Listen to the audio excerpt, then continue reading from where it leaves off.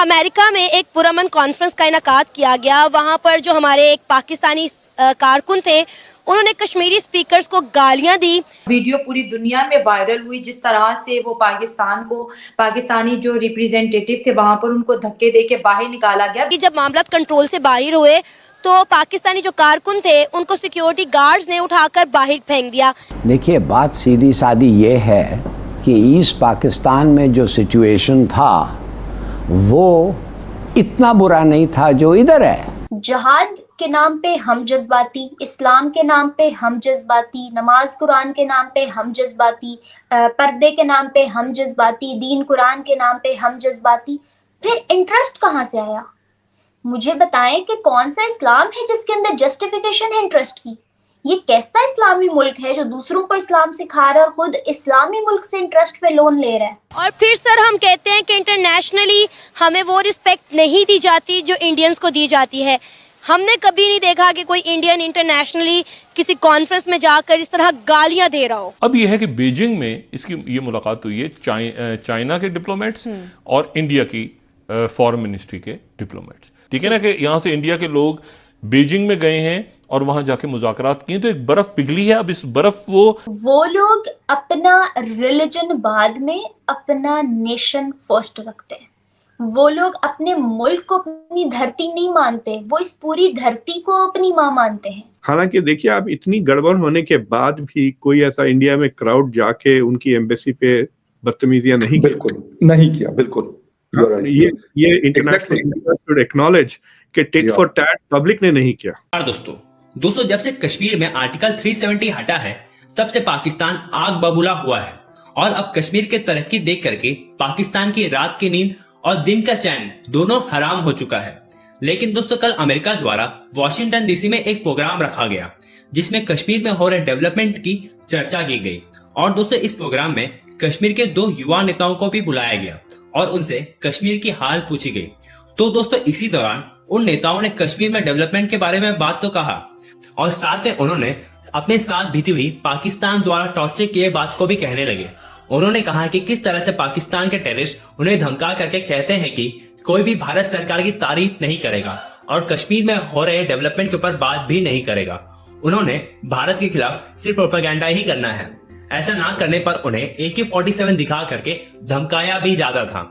और दोस्तों इन सब बातों को सुन करके वहां पर बैठे एक पाकिस्तानी पत्रकार भड़क उठे और उन नेताओं को गालियां भी देने लगे, जिसके बाद उस प्रोग्राम में मौजूद कार्यकर्ताओं ने उसे धक्के मार करके बाहर निकाल दिया। और ये वीडियो पूरी भारत और पाकिस्तान में भी काफी ज्यादा वायरल हो चुकी है। तो चलिए दोस्तों इसी पर आगे पाकिस्तानी मीडिया का रिएक्शन देखते हैं। जैसा कि आप जानती हैं कि शुरू से लेकर अब तक पाकिस्तान हर बार अक़वाम मुत्तहिदा में, यूनाइटेड नेशंस में हमेशा कश्मीर का मुद्दा रखता है। जब भी कोई मीटिंग होती है तो सबसे पहला हमारा वर्ड होता है मसला कश्मीर को हल किया जाए, मसला कश्मीर को हल किया जाए। आपको क्या लगता है कि पूरी दुनिया ये भी जानती है कि जम्मू कश्मीर में क्या डेवलपमेंट हो रही है, पूरी दुनिया ये भी जानती है कि आजाद कश्मीर में क्या डेवलपमेंट हो रही है।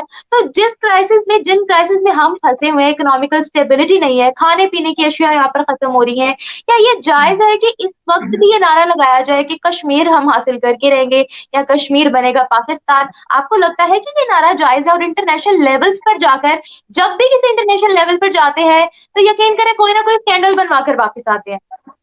जी, आपने कहा कि मसला कश्मीर। निम्रा जी, आप मुझे ये बताएं कि मसला है क्या कश्मीर में? हमें तो कोई मसला नहीं नजर आ रहा। 1 साल से कश्मीर पे काम कर रहे हैं, बहुत से टॉपिक्स को हम कवर करते हैं। मसला तो यहाँ पे है। अपने मसलों की बात करें कश्मीर में। यकीन करें निम्रा, हमें इस वक्त बहुत ज्यादा दूर रखा जा रहा है इंडिया से, क्योंकि वहां पर एजुकेशन है, वहां पर अवेयरनेस है, वहां पर वुमेन राइट्स मिल रहे हैं, वहां पर विमेन एम्पावरमेंट है। कश्मीर की वैली में हुर्रियत की जुमातें थी, उनकी भी फंडिंग बोला जाता है यहाँ से ही की जाती थी ना। अब वो फंडिंग चली गई है, आर्टिकल वहां से हट गए हैं जो उसको भारत से अलग करते थे। ना वहां पर पहले कोई मसला था, ना वहां पर आज कोई मसला है। ये जो मसला कश्मीर बना हुआ है, ये बेसिकली ये एक साजिश है जिसके तहत पाकिस्तानियों और भारत को एक दूसरे से दूर रखा जा रहा है। मसले तो दुनिया में बहुत से हैं जिस पे बात करनी चाहिए, हमें सिर्फ कश्मीर में ही अंदर मसला नजर आता है और ऐसा मसला आज तक हम कभी पेश भी नहीं कर सके कि मसला क्या है। तो आप क्या कह रही हैं कि कश्मीर के नाम पर चूरन बेचा जा रहा है? ये चूरन तो काफी अरसे से बिक रहा है, लेकिन मैं भी निम्रा, मैं आपसे बात करूंगी इस चीज पे कि अगर मसला हो ना, मैं भी बात करूंगी, आप भी बात करें, मुझे बिल्कुल ये ऐसे ही बता है, दें मसला क्या है। मुझे तो कोई बिल्कुल ऐसा मसला ही नहीं है। नजर आता। अभी हम फिर व्लॉगिंग बात है, देखते हैं, वहां पर 2 करोड़ के करीब लोग टूरिस्ट वहां पर आते हैं। श्रीनगर जो छोटा सा था, आज श्रीनगर एक्सपैंड होके इतना बढ़ चुका है। वहां पर अगर हम डेवलपमेंट की बात करें, हमारे कश्मीर में रेलवे स्टेशन नहीं है, वहां पर रेलवे स्टेशन है, हर चीज है। आपने अगर टूरिज्म कोई की बात मसला, की है तो रिसेंटली मैं खुद आजाद कश्मीर से होके आई हूँ। यकीन करें वहां पर टूरिज्म की तादाद भी बहुत ज्यादा कम हो गई है। क्यों? क्योंकि वहां पर आप देखिए, सड़कें इतनी कोई डेवलप नहीं है, ना रेलवे का निजाम है, ना ब्रिजेस पर फोकस किया जा रहा है। वहां पर इलेक्ट्रिसिटी की इतनी महंगी कीमतें हैं। हालांकि कश्मीर में दरिया है, चश्मे हैं, क्या नहीं है कश्मीर में, लेकिन फिर भी वो इस वक्त पानी के लिए तरस रहे हैं। पहले तो मुझे ये बताएं कि पाकिस्तान यूएई से इंटरेस्ट पे लोन ले ही क्यों रहा था? ठीक है, आई एग्री, वो हमारा राइट हैंड है, बहुत टाइम उन्होंने हमें सपोर्ट किया, यूएई जो है ना हमें हमेशा से सपोर्ट करता है। But here my first question is कि हमेशा हम लोग, हमारा मुल्क बना पाकिस्तान का मतलब क्या? ला इलाहा इल्लल्लाह। ठीक है, यहाँ से हमने बेस रखी, यहाँ से हमने स्टार्ट किया। जहाद के नाम पे हम जज्बाती, इस्लाम के नाम पे हम जज्बाती, नमाज कुरान के नाम पे हम जज्बाती, पर्दे के नाम पे हम जज्बाती, दीन कुरान के नाम पे हम जज्बाती। फिर इंटरेस्ट कहाँ से आया? मुझे बताएं कि कौन सा इस्लाम है जिसके अंदर जस्टिफिकेशन है इंटरेस्ट की? ये कैसा इस्लामी मुल्क है जो दूसरों को इस्लाम सिखा रहा है और खुद इस्लामी मुल्क से इंटरेस्ट पे लोन ले रहा है? पहले तो आपके मुल्क का मतलब यहाँ ही फेल हो गया ना। फिर आप चले नया पाकिस्तान बनाने, फिर आपका एक पॉलिटिशियन उठता है, वो कहता है कि मैं नया मुल्क बनाऊंगा, मैं नई सोच लेकर आऊंगा, मैं नई तंजीम चलाऊंगा। और दूसरा पॉलिटिशियन उठता है तो वो कहता है मैं महंगाई खत्म कर दूंगा, मैं गुर्बत खत्म कर दूंगा, मैं दीन इस्लाम ले आऊंगा यहाँ पे। ब्रो, कौन सा इस्लाम जिसकी बुनियाद ही आप सूद पे रख रहे हो? मुझे बताओ कौन सा कुरान कहता है कि सूद हलाल है? हर जगह, कुछ भी खोल के देख लो, कोई बुक खोल के देख लो, कुछ भी खोल के देख लो, सूद पहले नंबर पे हराम है। तो इतने बरसों से आप इस मुल्क को क्या खिला रहे हो? फिर आप एक्सपेक्ट कर रहे हो कि आपको जो है ना बहुत सारी नेमतों से भी नवाजा जाए, आपको बहुत सारे फूलों के हार पहनाए जाए और आपका मुल्क भी बड़ा फले फूले और बड़ा ऊपर जाए। दूसरी जानिब आपने लिया इंटरेस्ट पे लोन, आप तो पहले नंबर पे ही थोड़ा कैटेगरी से आउट हो गए मुसलमान होने की। फिर आप ब्लेम करते हो हिंदुस्तान को कि वो काफिर हैं। फिर आप ब्लेम करते हो कि फलां तो मजहब का, इस्लाम मजहब इस्लाम का नहीं है, ये तो मुसलमानों पर जुल्म करता है। पहले तो भाई आपने ही अपने मुसलमानों पर जुल्म कर दिया। आपने मुसलमान हो के मुसलमानों पर जुल्म कर दिया, उनको सूद खिला के। तो फिर दूसरों पे ब्लेम किस बात का? फिर आते हैं कि यूएई ने हाथ खींच लिया, तो क्यों ना खींचे? अच्छा किया खींच लिया हाथ, क्यों ना खींचे हाथ? यूएई छोड़ो, आज अगर कोई नेपाल जैसा मुल्क भी कोई होगा ना तो वो हाथ उठाएगा, क्योंकि किसी भी मुल्क को अपने बेनिफिट से ज्यादा अजीज कोई चीज नहीं होती। चाहे वो आज यूएई है, इंडिया है, बांग्लादेश है, कोई भी मुल्क है। खैर हिंदुस्तान के नाम पे तो वैसे ही हमारी अना जाग उठती है ना, और अना भी ऐसी जिसके पीछे कुछ नहीं है, खाली बौंदली हुई अना, जिसके जो है ना नाम पे हम लोग सिर्फ जज्बाती होना जानते हैं, अगली पिछली कहानी हमें कुछ नहीं पता। अच्छा अन्ना, मैं आपको बताती हूँ, पाकिस्तान को हमेशा सपोर्ट किया यूएई ने, हमेशा सपोर्ट किया चाइना ने, हमेशा सपोर्ट किया तुर्की ने, किया ना इन तमाम ममालिक ने सपोर्ट। मुझे वो टाइम बताओ जब इन तमाम ममालिक में से किसी एक को भी पाकिस्तान ने उसके बुरे वक्त में सपोर्ट किया हो। कोई एक टाइम ऐसा बताओ, है कोई नजर में आपकी?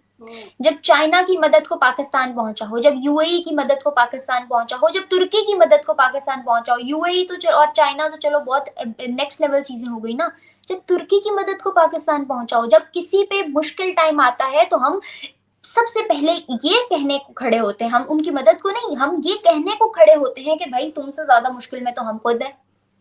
तो एक ऐसा मुल्क जो किसी की मुश्किल में, आज आप मुसीबत में हो और आपकी मुसीबत के वक्त मैं आपके साथ नहीं हूं, तो मुझे बताओ कल को आप मेरे साथ कैसे हो सकती हो? चाहे मैं मुसलमान हूं, लेकिन आपकी मुश्किल में कोई हिंदू आपके काम आया है तो कल को आपको वो मुझसे ज्यादा अजीज होगा। ऐसा है कि नहीं? तो दिस बिल्कुल थिंग, ऐसे ही है, बिल्कुल थिंग, आपकी बात ठीक हाँ, है। एक जानिब ऐसा अगर हम ही है। देखें तो बहुत सी यहाँ पर भी लोगों ने कहा है कि जो इंडिया है या प्राइम मिनिस्टर नरेंद्र मोदी है, उसकी एक खासियत है कि उन्होंने पूरी दुनिया में, चाहे वो छोटा मुल्क हो, चाहे गरीब मुल्क हो या बड़ा मुल्क हो, तरक्की याफ्ता मुल्क हो, किसी के साथ बिगाड़ी नहीं है। और हम भी देखते हैं कि ऐसा है भी कि उन्होंने किसी के साथ बिगाड़ी नहीं है, बल्कि बाउंडिंग बना के रखी हुई है कि कभी भी कोई भी काम आ सकता है।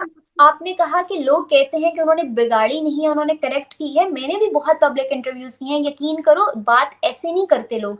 लोग पता है बात क्या करते हैं कि वो लोग बहुत चालाक हैं, उन्होंने सबको अपने काबू में किया हुआ है, सब पे हुकूमत करने के लिए ये किया हुआ है। भाई अक्लमंद, क्या मैं कहूँ, अक्लमंद वर्ड को शर्मिंदा करने वाली बात है। जाहिलो, तुम लोगों को किसी ने ये नहीं बताया कि हुकूमत करने के लिए एक अदद दिमाग चाहिए होता है, एक अदद ब्रेन गेम खेलनी पड़ती है आपको।